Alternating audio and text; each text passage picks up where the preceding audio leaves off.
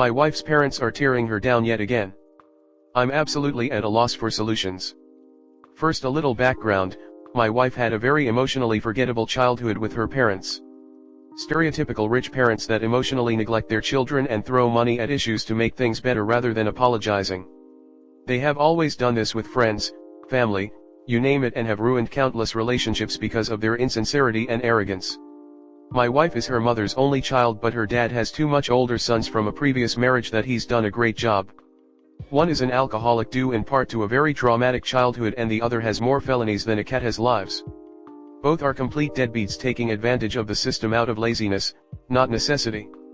By some miracle my wife has turned out to be an amazing, caring, gorgeous, successful woman despite the trauma she endured from her parents as a child and still to this day. Her dad is the poster child for narcissism, and her mom is as spineless as they come and has historically deflected her husband's anger issues onto her daughter, which has resulted in years of therapy. She still goes decades later, constant physical abuse, insecurities, etc. Her mom chose a cushy life for herself with a rich husband at the expense of her and her daughter's physical, emotional, and mental well-being. Her mom always goes along with whatever her dad says as a means of self-preservation. My wife and her mom both have battered woman syndrome. My parents live about an hour away from us and her parents live about 4 away, but also bought a winter home down south right when we started dating a few years back. Onto the issue. My dad recently approached my sister and I with an idea to throw my mom a surprise birthday party. Of course we accepted and it was a huge success. My wife was not asked but volunteered to help organize.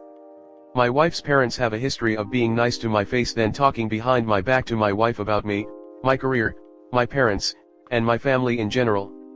My wife and I can't tell them anything without it being used against us, and any time they do something for anyone, not just us, it's only to make themselves seem so great and so that it can be held over your head later on. I have always tried to be the bigger person and not say anything in front of them in an effort to keep the peace. We just hit the breaking point. We do a lot to travel to see her parents, and my wife calls them 6 to 7 days a week and still texts them if they don't talk on the phone that day. Tomorrow will be the last time she spoke to her dad. On her last phone call with her parents, her dad called her fat, this day as well as in general, which resulted in an eating disorder as a child. She is far from it, called her a puppet for helping me and my dad and sister with this party, and told her she is a weak person. My wife has overcome a lot from her childhood and is particularly proud of herself and her inner strength, so calling her weak really gets to her. She hung up the phone crying, making it very known that she was hurt. Her dad texts her 2 days later to tell her that he expects her to be traveling home that weekend and that he hopes they can have a light-hearted weekend and just forget about the other day. She doesn't respond, so her mom calls her about an hour later and my wife explains exactly what the issue is and how it's made her feel. Instead of consoling her child that she just witnessed her husband verbally abuse for the 180,954,267th time 2 days prior, she says, well, just come home and ignore it, you know how he gets. This seems to be the family excuse/deflection, you know how he gets. My wife has created a healthy barrier for herself that I fully support. She hasn't talked to them in almost a month and refuses to do so until they are open to having a meaningful, sincere conversation. She isn't even asking for them to apologize, only to have a discussion about how to talk to her respectfully. They refuse to call and she is standing strong, although it clearly affects her daily. It prevents her from working and we discuss it for 30+ minutes daily. She knows that backing down and calling them only destroys the barrier she has suffered this last month to build. I'm so proud of her for sticking up for herself. She never wants me to say anything to them, no matter how much I tell her I want to or need to, whether it's about how they make her feel or how they make me feel when trashing me and/or my family. Her relationship with her parents isn't my business, but someone hurting my wife and upsetting her on a daily basis absolutely is. We are both out of ideas on how to proceed from here. She knows her parents are bad, but at the end of the day they're her parents and she wants to maintain a relationship with them. I personally don't feel they will ever have a healthy relationship, but I have always supported whatever she chooses to do. I've encouraged her to put the same level of communication she's used to having with her parents into talking to her grandparents and nephew, but it just isn't the same.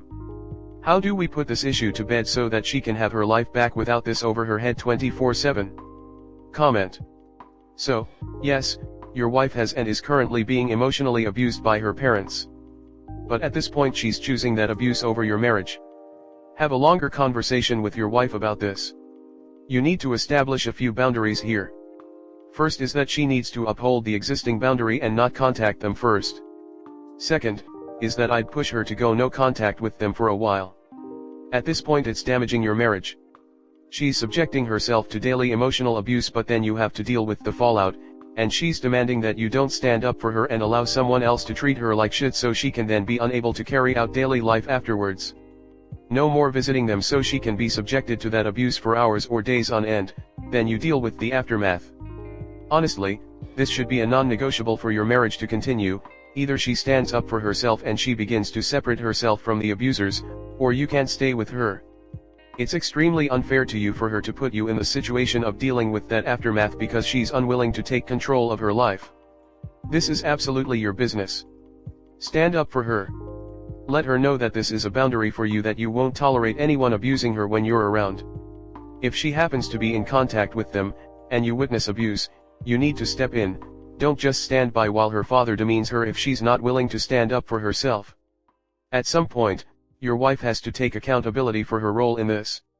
She keeps subjecting herself to mistreatment despite how it affects her daily life and your time together. She had to start making the choice to extricate herself. And she can't expect you to sit idly by and watch, or be her support person for emotional self-flagellation. She is not choosing her heartbreak over her marriage, she cannot help it. She needs to get to a place where she can forgive them for herself and not for them. My husband has watched me suffer for 20 years surrounding the bad treatment from my alcoholic twin brother. We grew up dirt poor with a mother that had severe psychiatric issues and alcoholism from self-medicating. Seems whether rich or poor, people can have reasons to not be happy. Yes, she is choosing this, and she absolutely can help it. Just because she's being emotionally abused does not completely release her of her culpability for her own actions and subjecting herself to it. I say this as someone who came from very emotionally abusive toxic family, and married to someone who has emotionally abusive toxic family. When you're an adult, it's absolutely a choice of what you're willing to subject yourself to. I had a very emotionally abusive parent whose treatment of me caused a lot of depression and was affecting my personal life, marital life, and ability to be a good parent. I absolutely made the choice one day that I was done subjecting myself to that abuse and I wasn't going to tolerate it anymore, and I made a choice to walk away from it for the sake of myself and my family. I supported my wife as she came to the same conclusion regarding her own family. Now none of that is to say that it's an easy choice. It takes a lot of soul searching to put oneself at ease with walking away from abusive family. But at the end of the day, as an adult, it's a choice being made. I'm not coming at this from a place of ignorance. First things first. She needs to learn how to set and enforce boundaries with them. If her therapist hasn't helped her with this yet, perhaps she needs a new therapist. Only she can decide when to go no or low contact with them, even if you know that's the best thing for her. All you can do is remind her that what her parents say is not the truth and that she needs to set boundaries with them. As frustrating as it is to watch, this has to come from her. She will be stronger for her. You can help her by both modeling good boundaries in your own life and by being a safe person for her to practice on. Next story 2. Younger sibling, 25F, is still living at home for free and has no plans to move out. My, 28F, parents' babying of her is legitimately turning her into a child again. She loves the attention and is okay with the situation. I think it's weird and potentially detrimental. How do I navigate this? My sister Sadie is sheltered and immature. I thought it would maybe pass after she hit her 20s, but she still acts like she's in her teens. Sorry in advance for length. She lives at home with my parents working a service job that is well above her ability and education. Literally. Sadie has a master's degree from a top university, and in a demanding tech field. However, she turned down multiple high-salary job offers to live at home with my parents. And she only took the service job because, after living with them for a year, jobless, they gave her the ultimatum to move out or get a job. Sadie is pretty lazy and was watching TikTok and YouTube all day long. She is still living completely rent-free, utility, food, etc. She doesn't help around the house. Also, since my parents live in a retirement community, moved early, she is legitimately sheltered versus if she was living at home in the town we grew up in. Everyone around her is 60+ years old. Sadie is emotionally immature, as well. She often bursts into tears at the smallest criticism, e.g. comments from our mom like, "Hey, can you remember to put your dishes from the sink to the dishwasher?" and, at times, uses tears as a weapon. Since she doesn't have any friends, she never learns social cues from her peers and is socially awkward and inept, which can be embarrassing at times.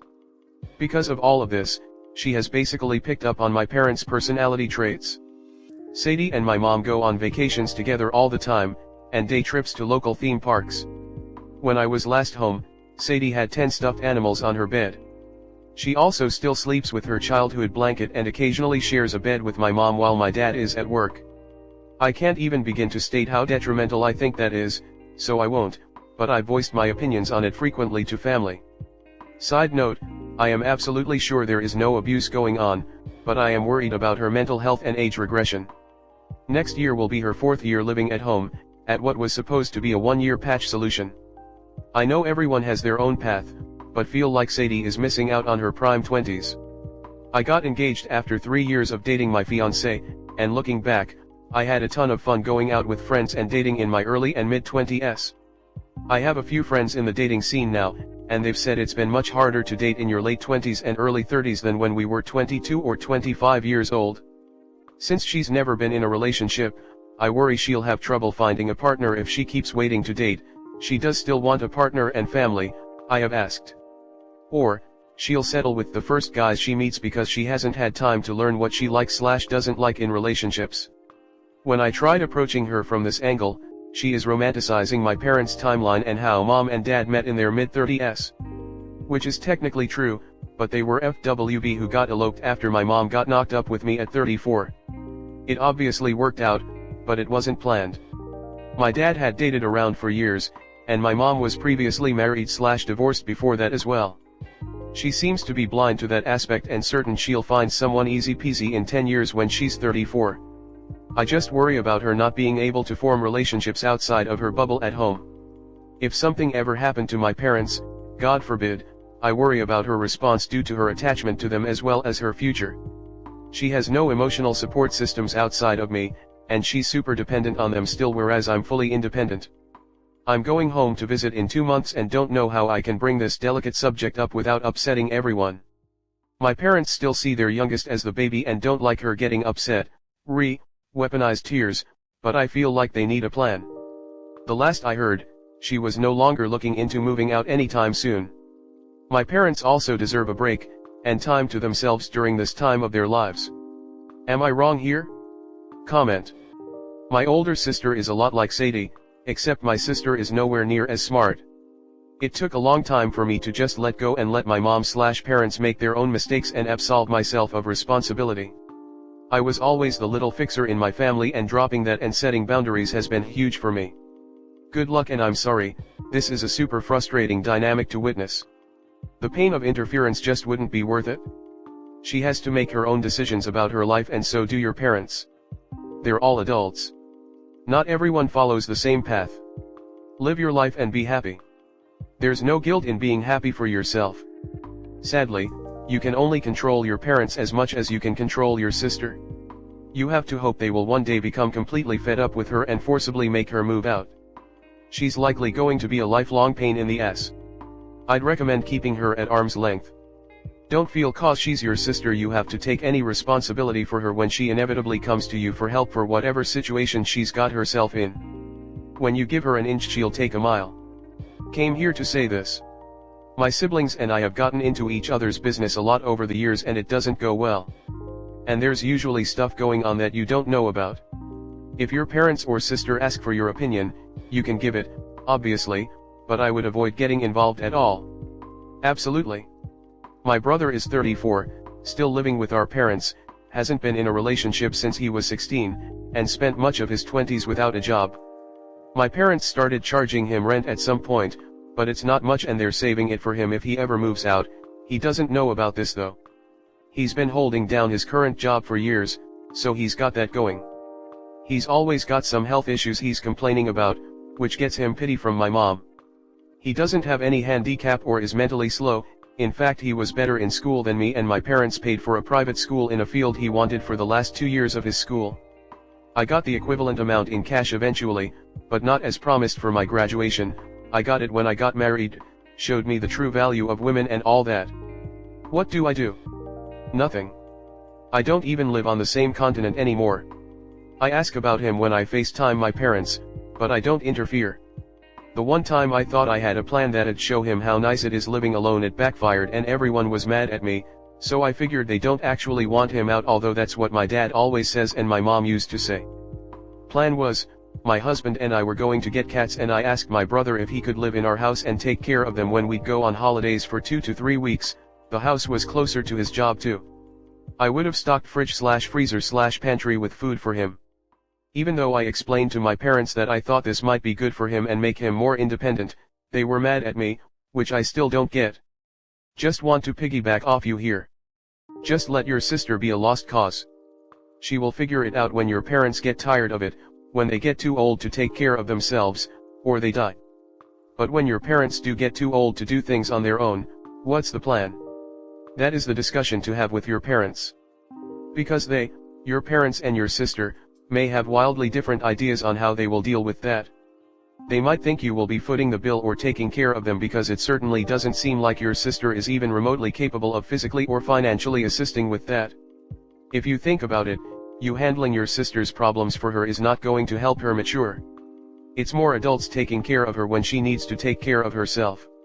That being said, if she ever wants help, I think you need to guide her to therapy and then let her handle it from there.